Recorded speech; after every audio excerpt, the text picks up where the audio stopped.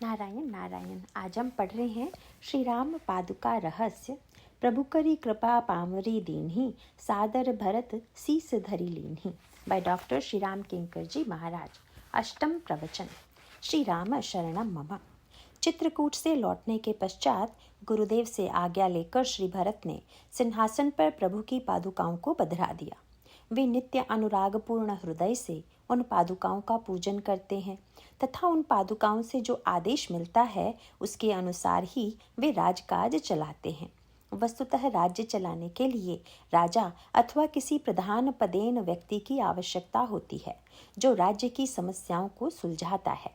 इसीलिए पद के साथ एक शब्द जुड़ जाता है, भार। जब आप किसी वस्तु को सिर पर उठाएंगे तो उसका भार सिर पर ही नहीं बल्कि सारे शरीर तथा पद पर भी आएगा, क्योंकि वस्तु का भार सिर पर है और सिर तथा शरीर का भार पद पैर पर है, चरण पर है। इसका तात्पर्य है कि राज्य पद किसी भोग या विलास की वस्तु नहीं है, अपितु सारे समाज का, प्रजा का भार जो उठा सकता है वही योग्य राजा है। पर इतिहास में यह विडंबना दिखाई देती है कि व्यक्ति भार उठाने के नाम पर पद स्वीकार करता है और अंत में स्वयं भार बन जाता है। दूसरों का भार उठाने के स्थान पर वह दूसरों के कंधे पर सवार होकर उन्हें प्रेरित करता है कि वे उसे ढोकर ले चलें। इसका व्यंग्यात्मक दृष्टांत हमारे पुराणों में मिलता है। इस संदर्भ में लक्ष्मण जी ने भी राजा नहुष का नाम लिया।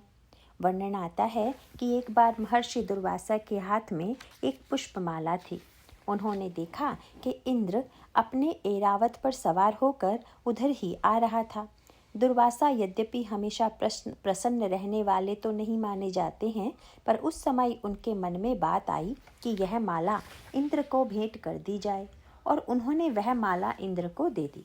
पर इंद्र का दुर्भाग्य कि उसने वह प्रसादी माला हाथी के मस्तक पर शोभा के लिए डाल दी। यह देखकर दुर्वासा जी के क्रोध की सीमा नहीं रही। उन्होंने कहा, इंद्र, प्रसाद की माला अपने सिर पर धारण करने के स्थान पर पशु को पहना रहे हो। तुम इस योग्य नहीं कि स्वर्ग के शासक रह सको। अतः मैं तुम्हें शाप देता हूँ कि तुम इस पद से च्युत हो जाओ। इस कथा में एक बहुत सुंदर व्यंग है। हाथी के साथ एक शब्द जुड़ा है, मद। यद्यपि हाथी विशाल शरीरधारी होते हुए भी एक सीधा सा प्राणी है, पर जब कभी वह मदोन्मत्त हो जाता है तो उस समय उसके सिर से एक प्रकार का स्राव होता है जिसे मद कहते हैं। मत वाला हाथी भयदायक हो जाता है, अतः उससे व्यक्ति को सावधान रहना चाहिए। ऐसे हाथी को उसका महावत अंकुश की सहायता से वश में रखने का प्रयास करता है। इसका संकेत यही है कि जो हाथी बुद्धिमान माना जाता है, व्यक्ति का भार उठाता है, वही मदोन्मत्त हो जाने पर न केवल सामने आने वाले व्यक्ति पर आक्रमण कर उसे नष्ट करने को प्रवृत्त हो जाता है, अपितु अपने ऊपर सवार महावत को भी नीचे गिराकर रौंद डालना चाहता है। इसी प्रकार पद पर आसीन होकर व्यक्ति भी मदोन्मत्त हो जाता है। देखा जाता है कि पद को मद बनने में कोई देरी नहीं लगती। यदि शब्द रचना की दृष्टि से देखें तो अन्य शब्दों को बदलने में तो थोड़ी काटपीट भी करनी पड़ती है, पर पद शब्द को मद बनाने में किसी काट छांट या श्रम करने की आवश्यकता नहीं है। बस प के कोने में एक घुंडी लगाते ही पद मद बन जाता है। इसका अभिप्राय है कि पद प्राप्त करने के बाद व्यक्ति में ज्यों ही मैं की, अहंकार की घुंडी लगी, बस तुरंत ही पद मद के रूप में बदल जाता है। इस संदर्भ में यही कहा जा सकता है कि यद्यपि इंद्र स्वर्ग का स्वामी है, पर इंद्र भी एक पद ही है। ब्रह्मा का भी एक पद होता है और सारे पदों के साथ यह समस्या जुड़ी हुई है। अतः इस समस्या के समाधान के लिए विशेष सजगता की आवश्यकता है।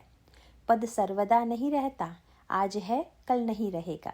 इसीलिए श्री भरत ने यही कहा कि आप लोग अयोध्या का पद देकर मेरी दीनता दूर नहीं कर सकते, क्योंकि मुझे तो वह पद चाहिए कि जहाँ से उतारे जाने की संभावना ही न हो, और ऐसा पद तो एकमात्र भगवान का पद है। इसका तात्पर्य है कि ईश्वर का ही पद एक ऐसा है जो परिवर्तित नहीं होता। इसका चित्रण हम तात्विक भाषा में भुशुंडी जी के चरित्र में पाते हैं। वर्णन आता है कि भगवान ने भुशुंडी जी को अपने उदर में अनंत ब्रह्मांडों का दर्शन कराया। उसका वर्णन करते हुए वे कहते हैं कि राम उदर देखऊं जग नाना, देखत बनाई न जाय बखाना। भगवान श्री राम के उदर में उन्होंने अनगिनत ब्रह्मांडों को देखा और प्रत्येक ब्रह्मांड में दशरथ कौसल्या सुनुताता, विविध रूप भरतादिक भ्राता। उन्होंने दशरथ कौसल्या आदि सभी भाइयों तथा पुरुषजनों को देखा, पर उसमें एक विलक्षण बात यह कही गई कि एक ब्रह्मांड में जो दशरथ थे वे दूसरे ब्रह्मांड में नहीं थे। पुराणों में हम यह पढ़ते भी हैं कि कभी मनु दशरथ बने, कभी कश्यप दशरथ बने। सत्यनारायण की कथा में भी वर्णन आता है कि तुंग ध्वज नामक जो राजा थे वे ही दशरथ बने।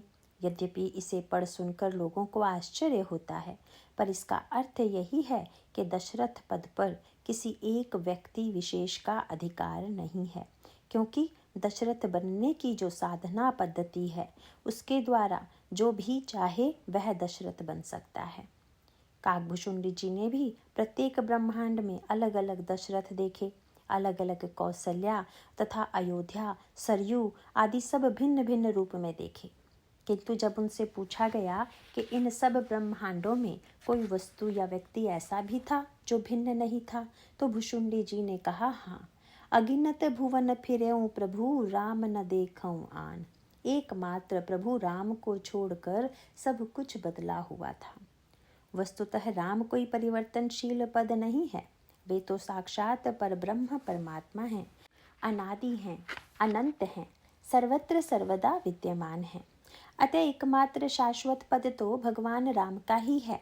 इसीलिए महर्षि दुर्वासा अपने शाप के द्वारा इंद्र को स्मरण दिला देते हैं कि तुम्हारा इंद्र का पद कोई शाश्वत नहीं है। इंद्र के हाथ से स्वर्ग निकल गया और तब असुरों से बचने के लिए छिपता हुआ भागता रहा। फिर इसके बाद की कथा बड़े महत्व की है। पुराणों में वर्णन आता है कि इंद्र का पद खाली है। यह देखकर विचार किया गया कि राजा नहुष के दान पुण्य और यज्ञ कर्म श्रेष्ठ हैं, अतः उन्हें ही यह पद प्रदान कर दिया जाए।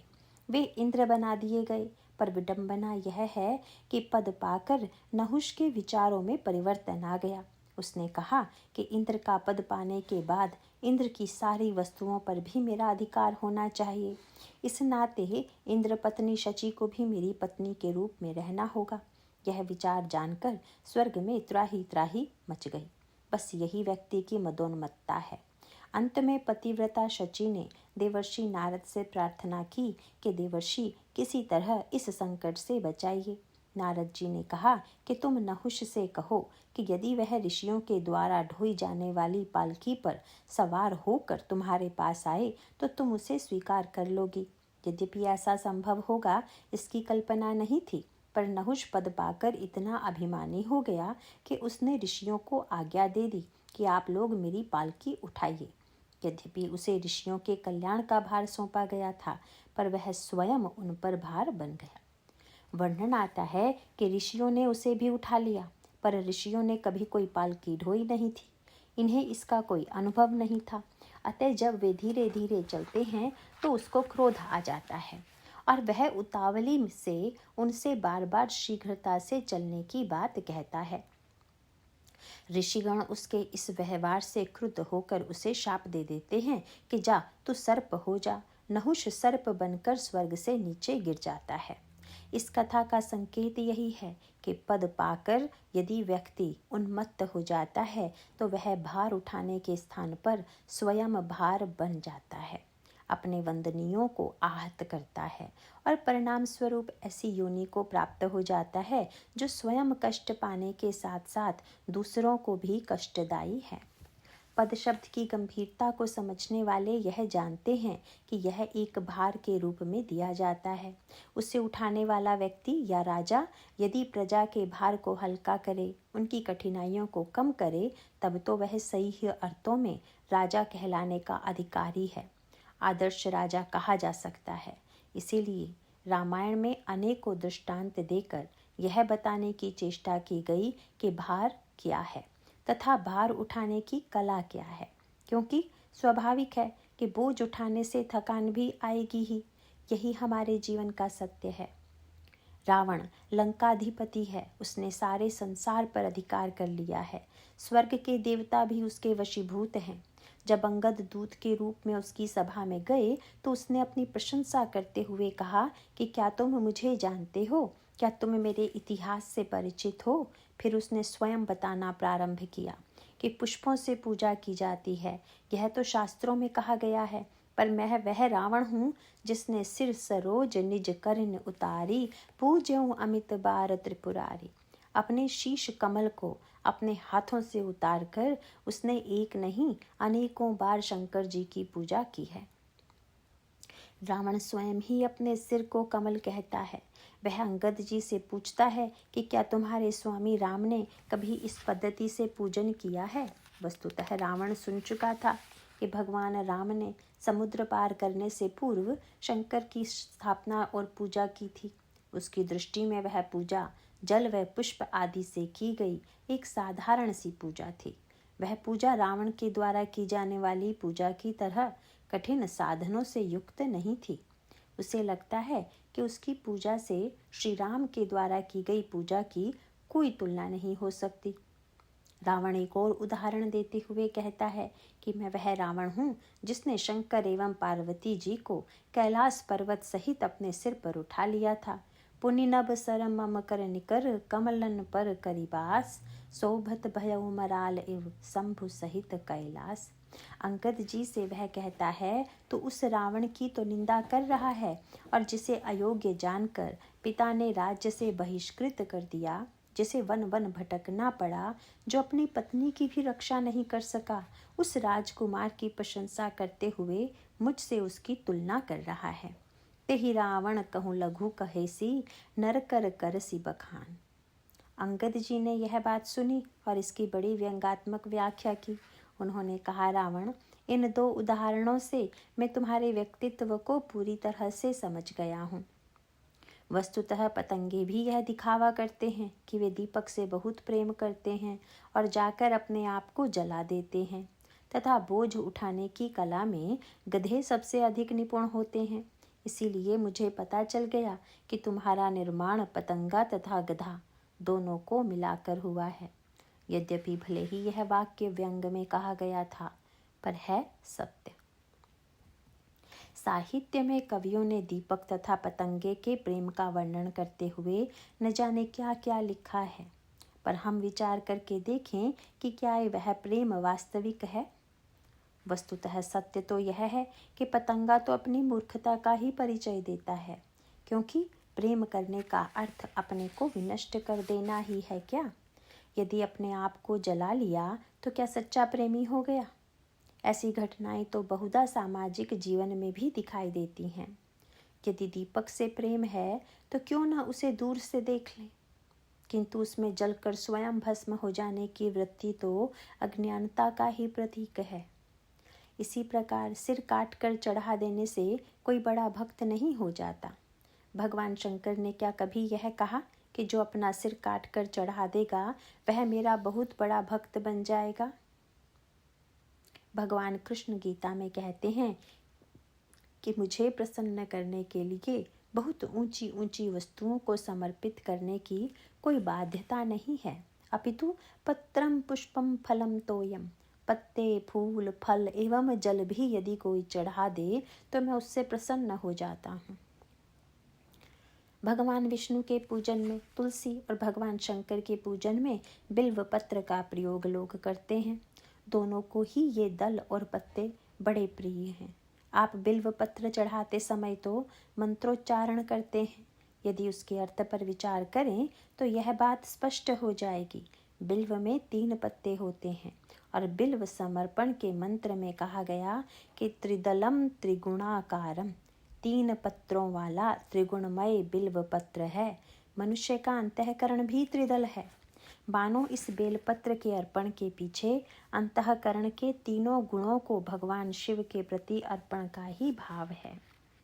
तुलसी दल के अर्पण के मूल में भी यही भावाभिव्यक्ति है। तुलसी पत्र समर्पण के मंत्र में शब्द यही कहा गया कि तुलसी हेम रूपाम च रत्न रूपाम च मंजरीम भव मोक्ष प्रदाम तुभ्यम अर्पयाभि हरिप्रियाम। भगवान विष्णु के लिए दिव्य व्यंजनों से भी तुलसी के दल मात्र का महत्व कहीं अधिक है। 56 भोग का व्यंजन हो पर बिना तुलसी के वे उसे नहीं स्वीकारते, क्योंकि तुलसी के प्रति उनका प्रगाढ़ अनुराग है और वे उन्हें सर्वदा सिर पर धारण करते हैं। भगवान कृष्ण यही कहते हैं कि मुझे प्रसन्न करने के लिए बस पत्रम पुष्पम फलम ही यथेष्ट है, और यदि वे भी न जुट सकें तो तोयम केवल जल ही मुझे समर्पित कर दो, उतने मात्र से ही मैं प्रसन्न हो जाऊंगा। अब पूछा जा सकता है कि जब इतने मात्र से ही प्रसन्न हो जाते हैं तो यदि सिर चढ़ा दिया जाए तब क्या होगा? तब भगवान कृष्ण एक शर्त जोड़ देते हैं कि पत्रम पुष्पम फलम तोयम यो मे भक्तया प्रयच्छति। भले ही मात्र जल चढ़ाओ, पर वह समर्पण भक्ति और भावना पूर्वक होना चाहिए। अंगद का तात्पर्य था कि यदि किसी अतिथि को हम सम्मान देना चाहें तो उसे वही वस्तु तो देने की चेष्टा करेंगे जो उसे प्रिय हो, किंतु लगता है कि भगवान शंकर ने तुम्हारे सिर को स्वीकार नहीं किया, इसीलिए चढ़ाने के बाद भी तुम्हारे सिर ज्यों के त्यों दिखाई दे रहे हैं। रावण ने कहा कि शंकर जी ने मेरे सिर मुझे ही वापस कर दिया, इसीलिए दिखाई दे रहे हैं। अंगद जी ने कहा कि इसका अर्थ यह भी तो हो सकता है कि शंकर जी को तुम्हारे सिर बिल्कुल पसंद नहीं आए, अतः उसे तुम्हें लौटा दिए। उन्हें यदि पसंद आते तो अपने पास न रख लेते। उन्हें यही लगा होगा कि ऐसा अहंकार भरा सिर तुम्हारे पास ही रहे, यही ठीक होगा। बहुधा बरसात के समय यह दृश्य दिखाई देता है कि पतंगे बहुत बड़ी संख्या में दीपक पर गिरते हैं और स्वयं तो नष्ट होते ही हैं, दीपक को भी बुझा देते हैं। तो भाई स्वयं नष्ट होना और जिससे प्रेम करते हैं उसे भी नष्ट कर देना, यह किसी प्रेम का परिचायक नहीं है, यह तो अविवेक ही माना जाएगा। अंगद जी ने कहा, रावण तुम्हारा सिर काट कर चढ़ाने का कार्य प्रशंसनीय नहीं हो सकता, अपितु तुम तो पतंगे की तरह ही अविवेकी हो। फिर अंगद जी ने रावण को दूसरी बात पर व्यंग करते हुए कहा, तुम जो यह कहते हो कि तुमने पार्वती जी की और शंकर जी सहित कैलाश पर्वत को अपनी भुजाओं में उठा लिया, तो यह बताओ कि जब तुमने उन दोनों को अपने सिर पर उठाया तो क्या तुम्हारी बुद्धि में श्रद्धा और विश्वास का उदय हुआ? क्योंकि उन्हें तो भवानी शंकरो वंदे श्रद्धा विश्वास रूपिण्यो, श्रद्धा और विश्वास के रूप में जाना जाता है। अतः न तो तुम्हें अपना सिर शंकर जी पर चढ़ाना आया और न ही शंकर जी को अपने सिर पर चढ़ाना आया। वस्तुतः तुम तो बस एक गधे की तरह भार ढोने वाले हो। गधे के दृष्टांत का अभिप्राय है कि जैसे गधे की पीठ पर कूड़ा करकट आदि गंदी वस्तुओं का भार देखकर कोई उसे आलोचना की दृष्टि से नहीं देखेगा कि यह कितनी गंदी वस्तुएं ढो रहा है, और यदि उसकी पीठ पर चंदन की लकड़ी लाद दी जाए तो क्या इससे गधे की प्रशंसा होने लगेगी कि कैसा गुणग्राही और श्रेष्ठ गधा है कि चंदन की लकड़ी उठाकर चल रहा है। इतना ही नहीं, गधे के लिए भी चाहे चंदन की लकड़ी हो अथवा कूड़ा करकट, दोनों में कोई अंतर नहीं है, क्योंकि उसके लिए तो दोनों ही भार हैं और जिन्हें उसे ढोना है। इसके विषय में संस्कृत का एक बड़ा प्रसिद्ध वाक्य है जिसमें कहा गया कि यथा खर चंदन भारवाही भारस्य वेता न तु चंदनस्य। गधे ने चाहे कितनी ही देर तक मलयागिरी चंदन की लकड़ी को ढोया हो, किंतु चंदन की शीतलता तथा उसके सौरभ का आनंद गधे को नहीं मिलता।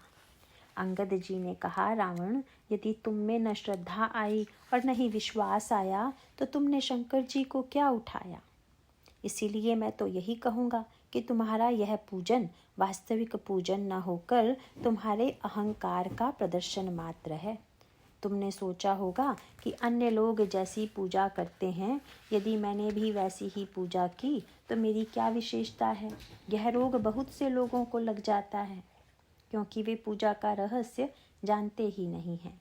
अंगद जी कहते हैं, जरा ही पतंग मोह बस भार बह ही खर वृंद ते नहीं सूर कहा वहीं, समुझ देखु मतिमंद। सचमुच रावण यह दिखाने की ही चेष्टा करता है कि वह कितना महान शक्तिशाली है कि उसने शंकर पार्वती सहित कैलाश पर्वत को उठा लिया। दूसरी ओर इससे मिलता जुलता प्रसंग धनुष यज्ञ के संदर्भ में भी आता है। जनक जी के यहाँ शंकर जी का धनुष रखा हुआ है और श्री सीता जी का वर्ण करने के लिए उस धनुष पर 3 कार्य करने हैं। पहला उसे उठाना, दूसरा उसे चढ़ाना और तीसरा कार्य है उसे तोड़ देना। ऊपर से तो ये कार्य साधारण ही दिखाई देते हैं, किंतु राजर्षि जनक जो संसार के सर्वश्रेष्ठ ज्ञानी हैं, जिनके यहाँ बड़े बड़े महामुनि शिक्षा लेने आते हैं, उन्होंने परीक्षा के लिए यह जो माध्यम चुना वह कोई नासमझी का खेल नहीं था, अपितु वह तो आध्यात्म और दर्शन के बड़े ही अद्भुत रहस्य हैं। आइए जरा इस पर भी विचार करें। एक सीधा सा प्रश्न है कि जिन श्री सीता जी के लिए इतना महान यज्ञ संपन्न होने जा रहा है वे हैं कौन? व्यवहारिक अर्थों में भले ही हम इन्हें जनक जी की पुत्री के रूप में जानते हों, पर स्वयं महाराज जनक ने उन्हें इस रूप में नहीं देखा। जनक जी को जब यह ज्ञान हुआ कि जिन्हें वे पुत्री के रूप में स्नेह देते हैं, उन श्री सीता जी ने भगवान शंकर के धनुष को बाएं हाथ से उठा लिया, तो वे समझ गए कि यह कार्य किसी साधारण कन्या का नहीं हो सकता। यह तो साक्षात महाशक्ति स्वरूपा हैं। और तब उनके द्वारा अनुरूप वर की परीक्षा के लिए धनुष उठाने, खींचने और तोड़ने की शर्त रखी गई। इन तीनों कार्यों के पीछे सांकेतिक तात्पर्य यह देखना है कि वह ज्ञान, भक्ति और कर्म इन तीनों को अपने जीवन में ग्रहण कर पाया है या नहीं। भार कैसे उठाना चाहिए, व्यक्ति दूसरों को अपनी ओर कैसे खींचना चाहता है तथा तोड़ने का तात्पर्य क्या है, इसको समझ लेना अत्यंत आवश्यक है।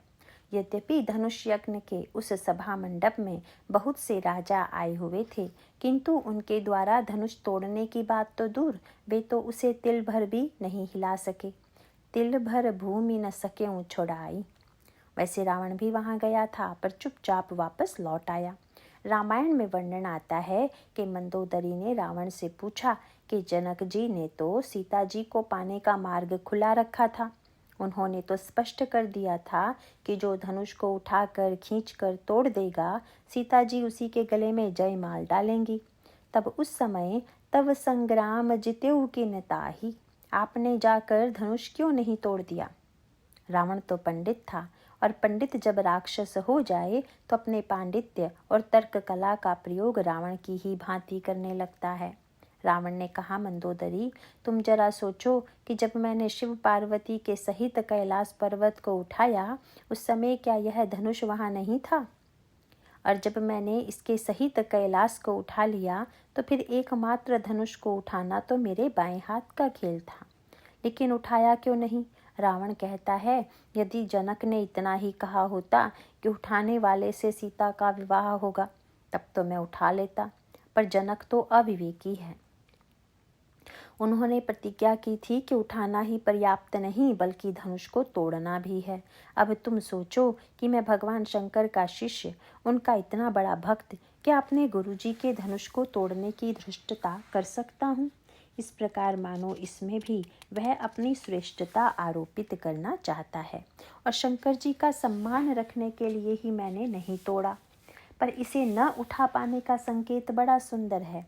कोई परिवार में रहने वाला हो अथवा सत्ता में, पर यह स्वर बहुधा लोगों के मुख से सुना जाता है कि मैं भार से अथवा बोझ से दबा जा रहा हूँ।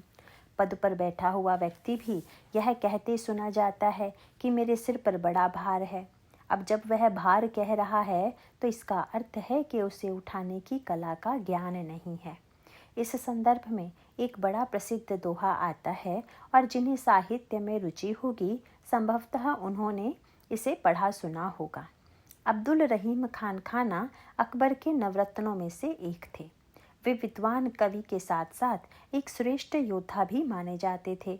वे अकबर के बड़े प्रिय थे, किंतु समय में परिवर्तन आया। अकबर के बाद उनको तिरस्कृत भी किया गया।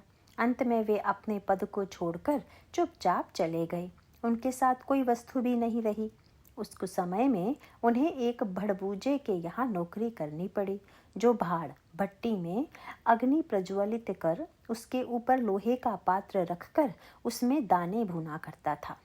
उस भाड़ में लकड़ी पत्ते आदि डालकर उसे प्रज्वलित किए रखने का काम रहीम को सौंपा गया, जिसे वे कर रहे थे।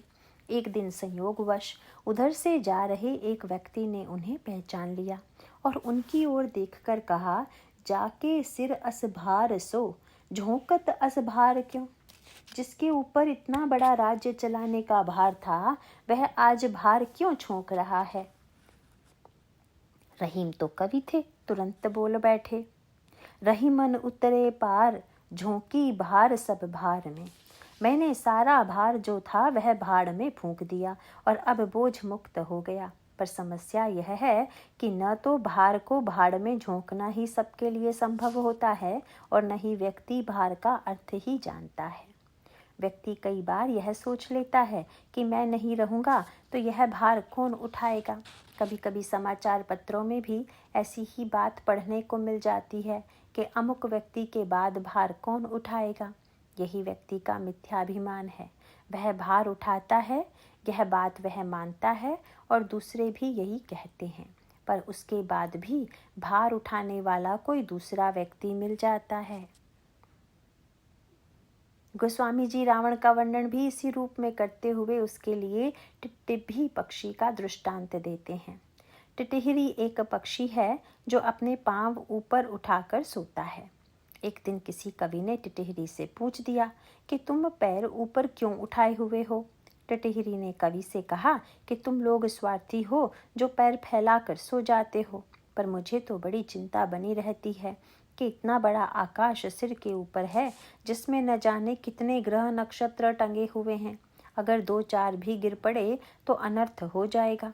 इसीलिए पृथ्वी को बचाने के लिए ही मैं अपने पैर ऊपर उठाकर सोता हूँ कि जिससे गिरने वाले नक्षत्र पिंडों को रोक सकूं। भगवान शंकर रावण के विषय में यही शब्द कहते हैं कि उमा रावण ही अस अभिमाना, जिम्ही टिटिभ खगसूत उताना।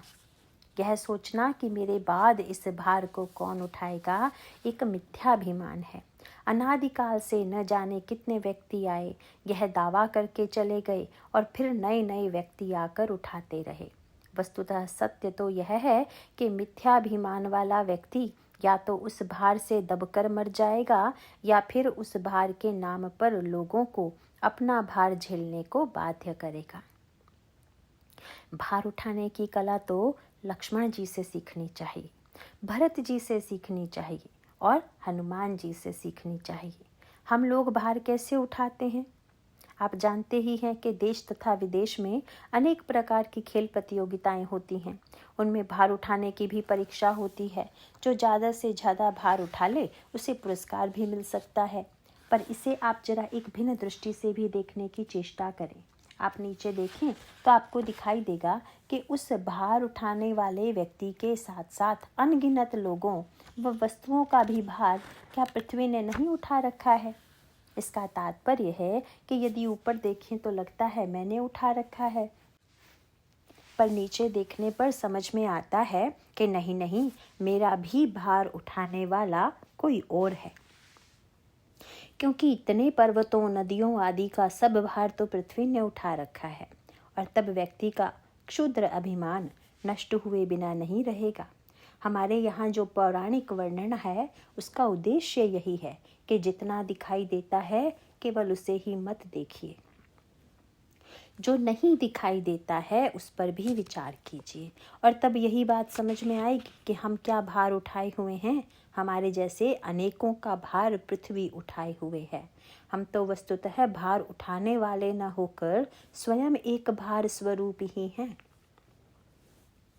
यदि कोई पृथ्वी से इस संदर्भ में पूछ दे तो वह यही कहेगी कि तुम भले ही हमें देख रहे हो, पर हमारा भार तो शेष भगवान उठाए हुए हैं। शेष साक्षात काल हैं। यद्यपि वह काल तत्व दिखाई नहीं देता, पर इतना होते हुए भी वही तो सब भार उठाए हुए हैं। वस्तुतः काल के द्वारा ही व्यक्ति के माध्यम से सब कुछ होता हुआ दिखाई देता है। काल अनुकूल हो जाए तो व्यक्ति सफल और प्रतिकूल हो जाए तो असफल होता हुआ दिखाई देता है। जीवन में यह अनुभव पग पग पर होता है। भगवान श्री राम ने परशुराम जी महाराज को इसी सत्य का भान बड़ी विनम्रता पूर्वक कराया। परशुराम जी महाराज के पास 2 वस्तुएं हैं, एक फरसा और दूसरा धनुष। मिथिला की सभा में उन्होंने फरसे को चलाना चाहा, वह नहीं चला। परशुराम जी महाराज ने विश्वामित्र जी से कहा कि मैंने इस परशु से अनेकों बार क्षत्रियों का संहार किया है, तुम अपने साथ आए हुए राजकुमारों को मेरे इस इतिहास के बारे में बताओ। किंतु विश्वामित्र जी मौन रहे। परशुराम जी महाराज फिर कहते हैं कि मेरे विषय में तुम इन्हें अवगत क्यों नहीं कराते।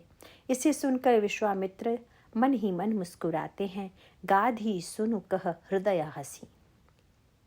वे सोचते हैं कि अपनी महिमा इनको सुनाऊं या इनकी महिमा आपको सुनाऊं। अंत में परशुराम जी को इतना क्रोध आ गया कि वे फरसा चलाने चले, पर उनके हाथ और परशु ज्यों के त्यों रुक गए। उन्हें बड़ा आश्चर्य हुआ कि जिस परशु से मैंने 21 बार क्षत्रियों का संहार कर दिया, वह फरसा आज क्यों रुक गया। इसकी और कोई व्याख्या तो वे कर नहीं सकते थे, पर उन्हें लगने लगा कि हो ना हो कहीं से दया का भाव मेरे मन में आ गया है। भयउ बाम विधि फिरेउ सुभाऊ, मोरे हृदय कृपा कसकाऊ। क्या करूं, बहई ना हाथ दहई रिस छाती, भा कुठार कुंठित नृपघाती। किंतु लक्ष्मण जी कब चूकने वाले थे। उन्होंने व्यंग करते हुए तुरंत कहा, जो पै कृपा जरहि मुनि गाता, क्रोध भय तनु राखी विधाता। महाराज, जब कृपा में इतनी जलन है तो क्रोध में कितनी होगी। मानो वे बताना चाहते थे कि यदि आपने चलाया होता तो अब भी चला लेते। और बाद में जब उन्होंने श्री राम से यह कहा कि जरा धनुष खींच कर तो दिखाओ, तो यही उपयुक्त होता कि श्री राम आगे बढ़कर खींच लेते, पर भगवान राम ने हाथ आगे नहीं बढ़ाया, अपितु धनुष स्वयं परशुराम जी को छोड़कर भगवान राम के हाथ में चला गया। देत चापु आपु ही चली गए। इसके पीछे मानो संकेत यह था कि जिस धनुष को आपने रोकना चाहा वह रुका नहीं, और जिसे परशु को आपने चलाना चाहा वह चला नहीं। इसका अर्थ है कि चलाना और रोकना किसी के हाथ में नहीं है। काल ही जब किसी से कार्य कराना चाहता है तो व्यक्ति उसे कर लेता है, और काल जब किसी की क्षमता को समाप्त कर देता है तो व्यक्ति कुछ नहीं कर सकता। इसीलिए हमारी पौराणिक धारणा यह है कि यह सारी पृथ्वी का भार शेष भगवान उठाए हुए हैं। शेष भगवान से जब पूछा गया कि आप इतना बड़ा भार कैसे उठाए हुए हैं, तो उन्होंने कहा, आप मेरे नीचे तो देखिए कौन विराजमान है। पुराण कहते हैं कि शेष के आधार के रूप में स्वयं भगवान ही विराजमान है। इसका तत्व यही है कि सबके एकमात्र मूल आधार तो भगवान ही हैं। सबका भार भगवान पर ही है। हाँ, अन्य सब तो एक निमित्त के रूप में भार उठाए हुए दिखाई देते हैं। इसीलिए भगवान राम ने लक्ष्मण जी से यही कहा कि जब तुम सारे ब्रह्मांड का बोझ उठा सकते हो तो क्या अयोध्या के राज्य का भार नहीं उठा सकते। तुम अयोध्या के राजकार्य का भार उठाओ, कायर मत बनो। तात प्रेम बस जनि कदराहू, समुझ हृदय परिणाम उछाहू। लक्ष्मण जी ने एक सांकेतिक प्रश्न करते हुए कहा, महाराज, क्या सचमुच मैं ही सारे संसार का बोझ उठाता हूँ। सत्य तो यह है कि आप ही मुझे उठाए रखते हैं, और आज तो आप मुझे एक बिल्कुल नया कार्य दे रहे हैं। आप वन में जाना चाहते हैं और मुझसे आशा करते हैं कि मैं इस राज्य के भार को उठा लूं। पर प्रभु, जब मूलाधार ही चला जाएगा तो फिर भला मैं क्या उठा पाऊंगा। लक्ष्मण जी का संकेत मानो यही है कि सब कुछ ईश्वर पर आधारित है, अतः व्यक्ति को अभिमान करने का कोई अधिकार नहीं है। हनुमान जी सारा भार उठा लेते हैं, पर उसके बाद भी वे यह अनुभव करते हैं कि सारा भार उठाए हुए मैं भले ही दिखाई दूं, पर सत्य यही है कि मेरे सहित सारे भार की चिंता तो प्रभु को ही है। प्रभु ही अपनी कृपा के द्वारा जो कार्य लेना चाहते हैं ले लेते हैं। इस संदर्भ में श्री भरत जी की कला तो बड़ी अनोखी है। धर्म शब्द पर यदि विचार करें तो इसकी व्युत्पत्ति धारणात धर्म मित्याहु के रूप में हमें यह अर्थ प्रदान करती है कि जो सारे संसार को धारण करता है वह धर्म है। किंतु रामायण में एक बहुत सुंदर बात यह कही गई कि धर्म तो सबका बोझ धारण करता है, पर धर्म का भी भार उठाने वाला तो कोई चाहिए। इसीलिए प्रभु ने जब श्री भरत की ओर देखा तो मानो भाव यही था कि भरत ही धर्म धुरंधर जानी। धर्म को भरत जैसे महापुरुष का आधार मिलना चाहिए, क्योंकि वह तो महापुरुषों के ही आधार पर टिका रह सकता है। यदि ऐसा न होता तो धर्म के सारे लक्षण केवल शास्त्रों में ही लिखे रह जाते। प्रभु का अभिप्राय था कि धर्म तो सारे समाज को धारण करता है, पर भरत धर्म का ही भार तुम पर है। श्री भरत ने कहा कि प्रभु कुछ आधार तो दीजिए, और तब प्रभु ने चरण पादुका देकर कहा कि अब इनका भी भार तुम ही ले लो। इस प्रकार मानो प्रभु ने भरत से कहा कि भरत ज्ञान, भक्ति और धर्म इन सब का भार तुम पर है। श्री भरत से पूछा गया कि इस पादुका को आपने किस रूप में देखा। श्री भरत का तात्पर्य था कि सबसे नीचे चरण होता है और उससे भी नीचे पादुका होती है। पादुका छोटी सी और हल्की सी, पर मनुष्य इतने बड़े और भारी शरीर का बोझ लेकर उस पर खड़ा हो जाता है। किसी ने पादुका से पूछा, तुम्हें भार का अनुभव होता है या नहीं? पादुका ने कवितामयी भाषा में उत्तर देते हुए कहा कि लगता तो यही है कि मैं इनको उठाए हुए हूँ, पर जब ये चलने लगेंगे तो पता चल जाएगा कि मेरा भार भी यही उठाए हुए हैं। सचमुच चलते समय पादुका का भार भी पद पर ही होता है, पद का भार पादुका पर नहीं। श्री भरत ने कहा कि प्रभु, लोगों को लगेगा कि भार भरत ने उठाया है, पर वस्तुतः भरत को उठाने वाले आप ही हैं। आपको छोड़कर भार उठा सकने की सामर्थ्य तो किसी में हो ही नहीं सकती। श्री भरत उस पादुका के आधार पर ही अयोध्या के राज्य का इतना बड़ा भार संभाल लेते हैं। श्री भरत का यह कार्य मानो यही स्पष्ट करता है कि व्यक्ति अभिमान शून्य होकर यह अनुभव करे तो हमें जो भार मिला हुआ है उसे उठाने की शक्ति, क्षमता तथा योग्यता भगवान ही प्रदान करते हैं। इसके बाद की चर्चा कल करेंगे।